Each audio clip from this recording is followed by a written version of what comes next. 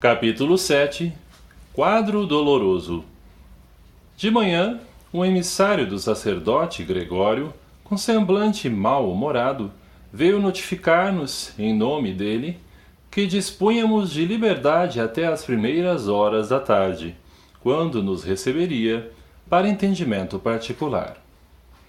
Ausentamo-nos do cubículo, sinceramente desafogados. A noite fora simplesmente aflitiva, pelo menos para mim, que não conseguira qualquer quietação no repouso. Não somente o ruído exterior se fizera contínuo e desagradável, mas também a atmosfera pesava, asfixiante. As alucinadoras conversações no ambiente me perturbavam e feriam.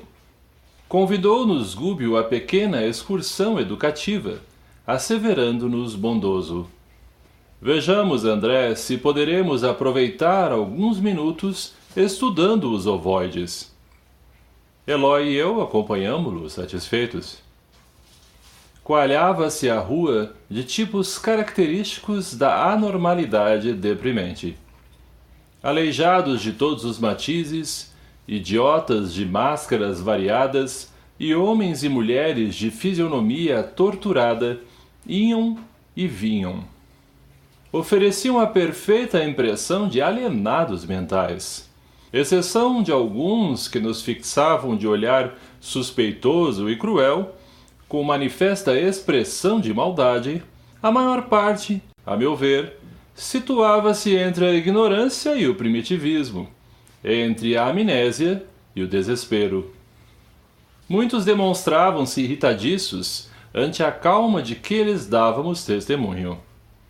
Perante os desmantelos e detritos a transparecerem de toda parte, concluí que o esforço coletivo se mantinha ausente de qualquer serviço metódico, junto à matéria do plano. A conversação ociosa era, ali, o traço dominante. O instrutor informou-nos, então, com muito acerto, de que as mentes extraviadas, de modo geral, lutam com ideias fixas, implacáveis e obcecantes, gastando longo tempo a fim de se reajustarem.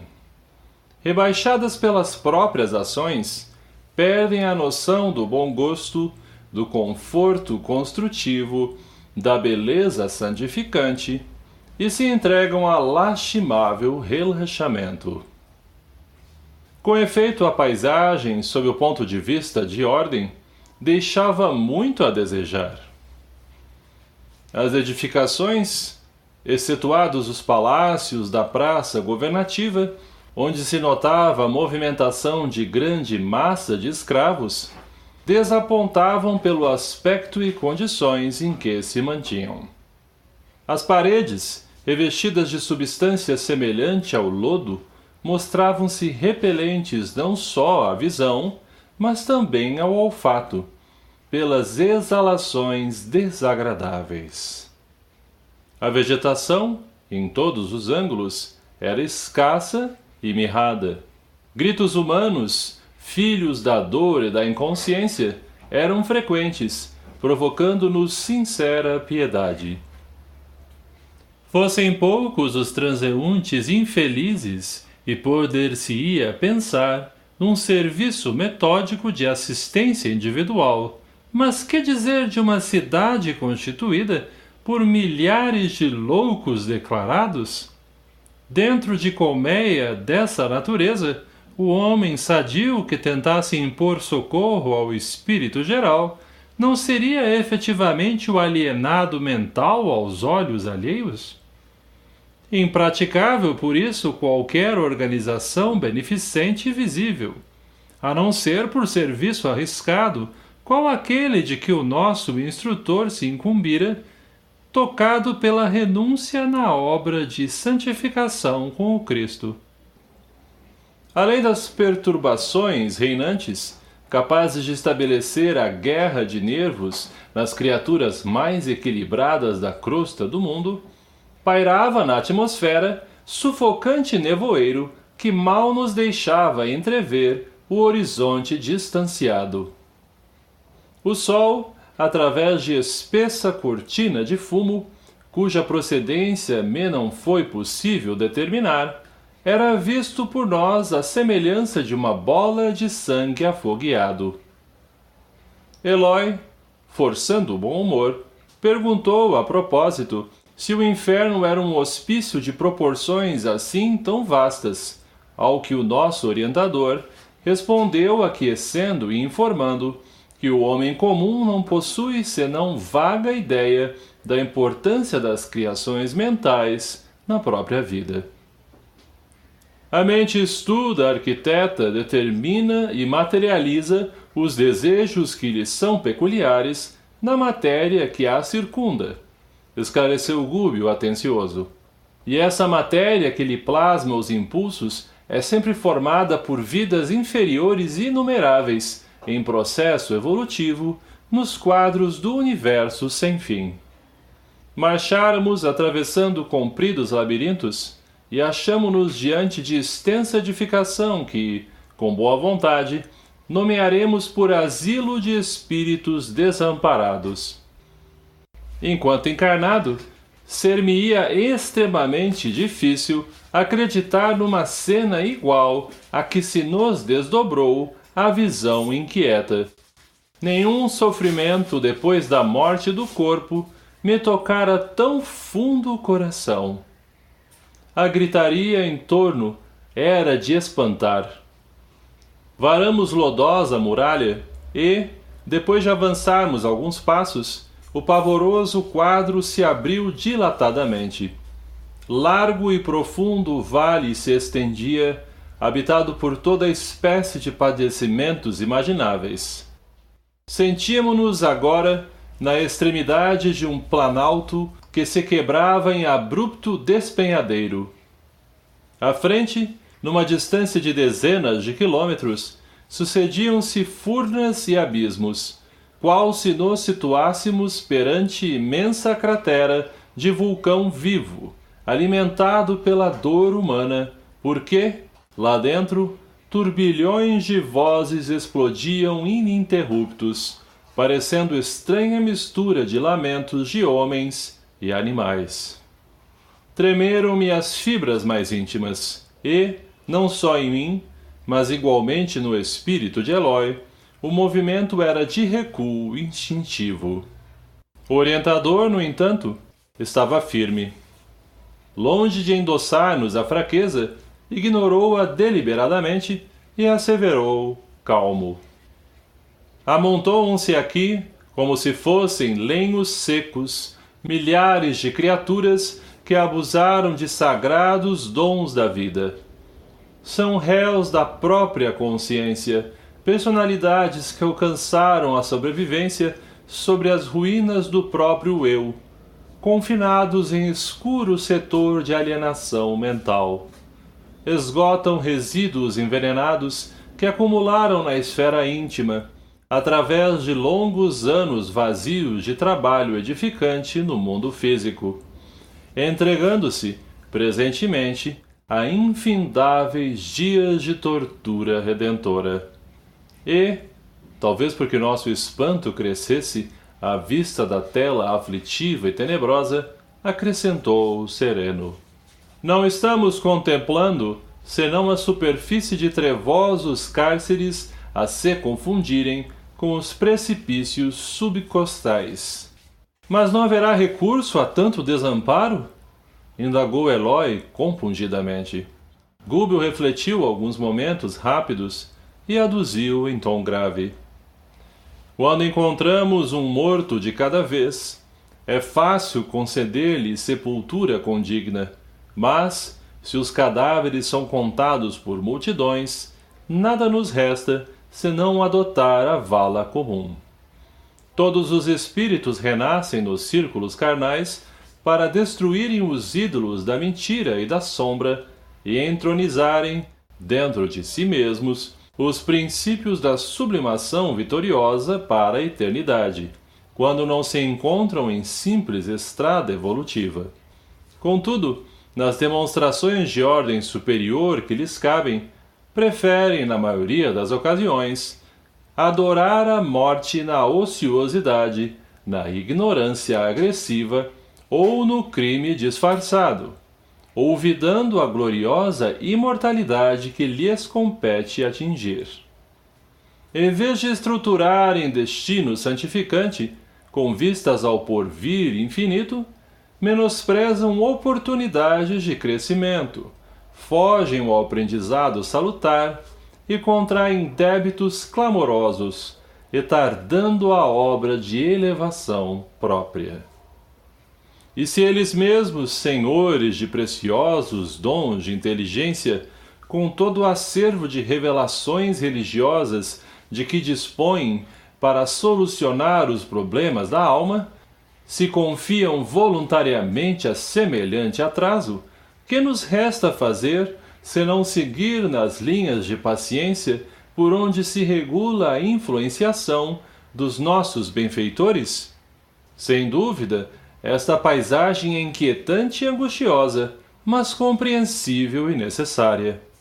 Perguntei-lhe se naqueles sítios purgatoriais não havia companheiros amigos, detentores da missão de consolar, ao que o nosso instrutor respondeu afirmativamente. Sim, disse, esta imensa coletividade, dentro da qual preponderam individualidades que pelo sofrimento contínuo se caracterizam pelo comportamento subhumano, não está esquecida. A renúncia opera com Jesus em toda a parte. Agora, todavia, não dispomos de ensejos para a identificação de missionários e servidores do bem. Vamos ao estudo que nos interessa de mais perto. Descemos alguns metros e encontramos esquálida mulher estendida no solo. Gúbio nela fixou os olhos muito lúcidos e, depois de alguns momentos, recomendou-nos seguir-lhe a observação acurada. — Vês realmente, André? Inquiriu o paternal. Percebi que a infeliz se cercava de 3 formas ovoides, diferenciadas entre si nas disposições e nas cores, que me seriam, porém, imperceptíveis aos olhos, caso não desenvolvesse ali todo o meu potencial de atenção. Reparo, sim, expliquei curioso, a existência de 3 figuras vivas que se lhe justapõem ao perispírito, apesar de se expressarem por intermédio de matéria que me parece leve gelatina, fluida e amorfa. Elucidou Gúbio sem detença. São entidades infortunadas, entregues aos propósitos de vingança e que perderam grandes patrimônios de tempo em virtude da revolta que lhes atormenta o ser. Gastaram o perispírito sob inenarráveis tormentas de desesperação e imantam-se naturalmente a mulher que odeiam, irmã esta que, por sua vez, ainda não descobriu que a ciência de amar é a ciência de libertar, iluminar e redimir. Auscultamos de mais perto a desventurada criatura.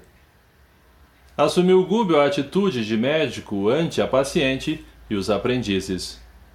A mulher sofredora, envolvida num halo de força cinzento escura, registrou-nos a presença e gritou entre a aflição e a idiotia. — Joaquim! Onde está Joaquim? Digam-me por piedade! Para onde o levaram? Ajudem-me! Ajudem-me! O nosso orientador tranquilizou-a com algumas palavras e, não lhe conferindo maior atenção além daquela que o psiquiatra dispensa ao enfermo em crise grave, observou-nos. Examinem os ovoides. Sondem-nos magneticamente com as mãos. Operei expedito. Toquei o primeiro e notei que reagia positivamente. Liguei, num ato de vontade, minha capacidade de ouvir ao campo íntimo da forma e, assombrado, ouvi gemidos e frases como que longínquos pelo fio do pensamento. Vingança! Vingança! Não descansarei até o fim! Esta mulher infame me pagará! Repeti a experiência com os 2 outros e os resultados foram idênticos. As exclamações "assassina, assassina" transbordavam de cada um. Após afagar a doente com fraternal carinho, analisando-a atencioso, o instrutor dirigiu-nos a palavra, esclarecendo. Joaquim será, naturalmente, o companheiro que a precedeu nas lides da reencarnação. Certo, já regressou à terra mais densa, a fim de preparar-lhe lugar. A pobrezinha está esperando o ensejo de retorno à luta benéfica. Vejo-lhe o drama cruel. Foi tirânica senhora de escravos no século que findou. Percebo-lhe as recordações da fazenda próspera e feliz nos arquivos mentais. Foi jovem e bela, mas desposou, consoante o programa de provas salvadoras, um cavalheiro de idade madura, que, a seu turno, já assumira compromissos sentimentais com humilde filha do cativeiro. Embora a mudança natural de vida, a face do casamento, não abandonou ele o débito contraído. Em razão disto, a pobre mãe e escrava, ainda moça, penitente e desditosa, prosseguiu agregada à propriedade rural, com os rebentos de seu amor menos feliz. Com a passagem do tempo, a esposa requestada e fascinante conheceu toda a extensão do assunto e revelou a irascibilidade que lhe povoava a alma. Dirigiu-se ao marido, colérica e violenta, dobrando-o aos caprichos que lhe exacerbavam a mente. A escrava sofredora foi separada de ambos os filhos que possuía e vendida para uma região palustre, onde, em breve, encontrou a morte pela febre maligna. Os 2 rapazes, metidos no tronco, padeceram vexames e flagelações em frente da senzala. Acusados de ladrões pelo capataz, a instâncias da senhora dominada de egoísmo terrificante, passaram a exibir pesada corrente no pescoço ferido. Viveram no passado, sob humilhações incessantes. No curso de reduzidos meses, caíram sem remissão, minados pela tuberculose que ninguém socorreu. Desencarnados, reuniram-se à genitora revoltada, formando um trio perturbador na organização ruralista que os expulsara, sustentando sinistros propósitos de desforço.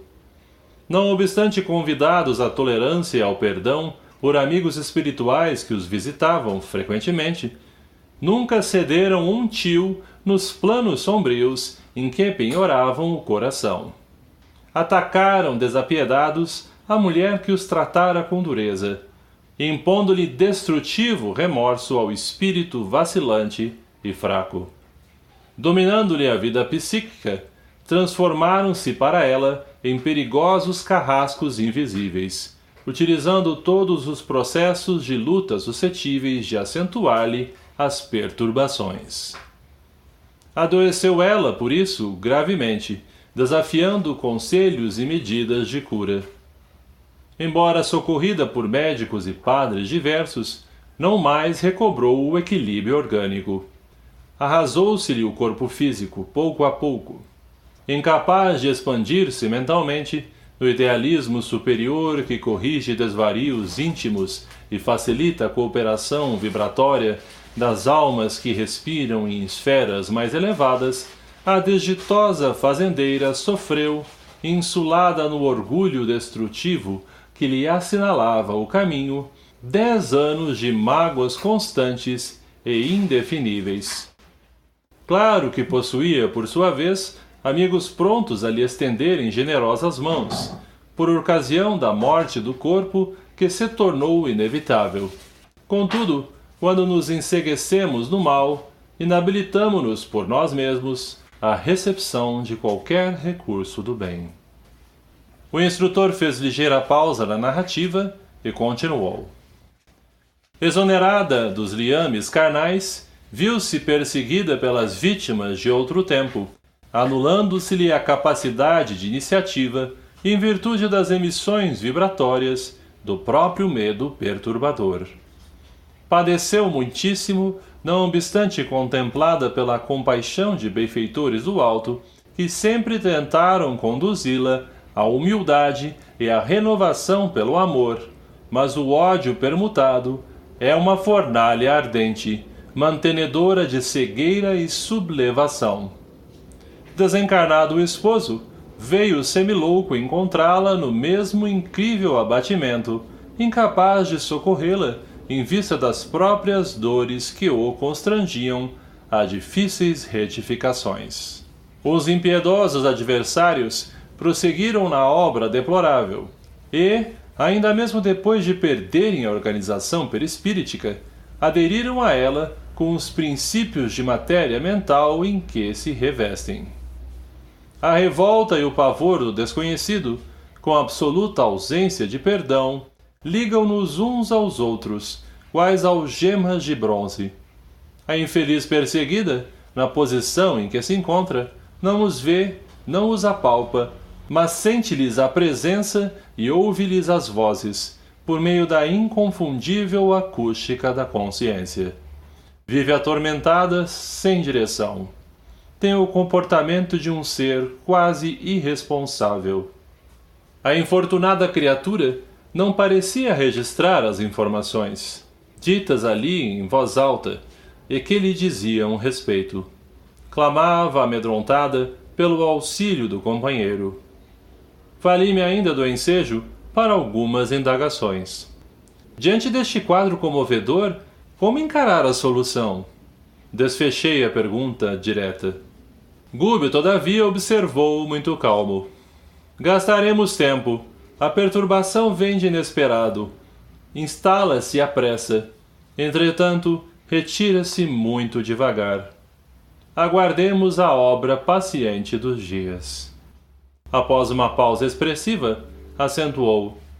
Tudo me faz crer que os missionários da caridade já lhe reconduziram o esposo às correntes da reencarnação, e é de supor que esta irmã se ache em vias de seguir-lhe as pegadas, a breve tempo. Naturalmente renascerá em círculos de vida torturada, enfrentando obstáculos imensos para reencontrar o ex-esposo e partilhar-lhe as experiências futuras. Então, os inimigos ser-lhe-ão filhos? Indaguei ansioso, quebrando-lhe as reticências. Como não? Certamente o caso já se encontra sob a jurisdição superior. Esta mulher retornará à carne, seguida pelas mentes dos adversários, que aguardarão, junto dela, o tempo de imersão nos fluidos terrestres. Oh! Exclamei profundamente espantado. Não se separará dos perseguidores nem mesmo para o regresso? Tenho acompanhado em reencarnações que invariavelmente se fazem seguidas de cautelas especiais.